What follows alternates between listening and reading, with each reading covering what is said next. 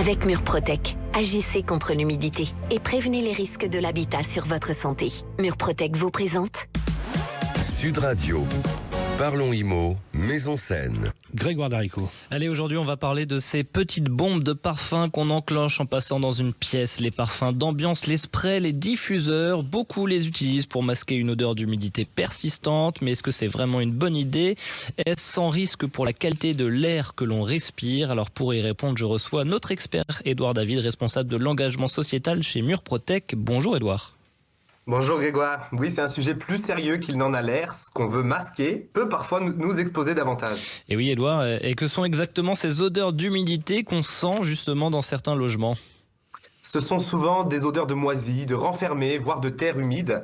Elles sont causées par des moisissures actives ou en développement, une condensation chronique ou des matériaux humides en profondeur. Je pense aux plinthes, aux murs, aux tissus. C'est pas juste désagréable, mais clairement c'est un signe d'un déséquilibre dans le logement. Et du coup, les parfums d'ambiance, c'est une solution acceptable pour rendre ça plus agréable au quotidien? C'est une solution cosmétique, mais pas sanitaire, c'est du cache-misère. En réalité, la majorité des sprays et des diffuseurs masquent l'odeur sans traiter la cause et surtout libèrent des composés organiques volatiles, ces fameux COV. Donc les COV, ça pollue l'air intérieur, ça peut irriter les voies respiratoires, provoquer des maux de tête ou aggraver l'asthme, surtout chez les enfants ou les personnes sensibles. Donc on rajoute en fait de la pollution dans une pièce qui est déjà déséquilibrée. Exactement Grégoire, c'est ce qu'on appelle une pollution masquée. On pense rendre l'air plus agréable, mais on augmente la toxicité de l'air intérieur. C'est d'autant plus problématique dans les logements peu ventilés où les polluants s'accumulent. Et les diffuseurs naturels ou les huiles essentielles, est-ce que ça c'est vraiment mieux? Ça dépend, il y a certains produits qui sont moins agressifs, oui, mais même les huiles essentielles, si elles sont diffusées en continu ou dans une pièce mal ventilée, elles peuvent saturer l'air en particules, irriter les bronches ou causer des réactions allergiques. Donc naturel ne veut pas dire sans effet, il faut utiliser avec parcimonie dans un logement bien aéré et jamais pour masquer un problème d'humidité. Alors Édouard, que faut-il faire quand une pièce sent l'humidité?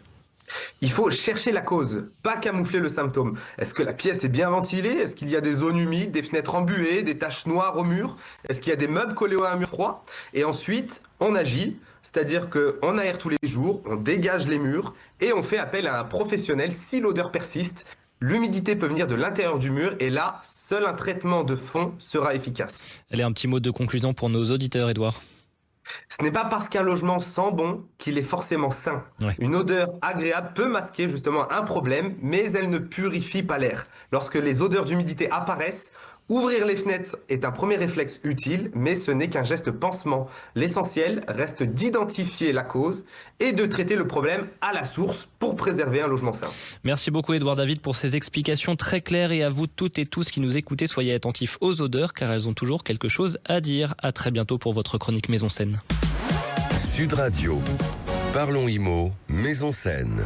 avec Murprotec, agissez contre l'humidité et prévenez les risques de l'habitat sur votre santé.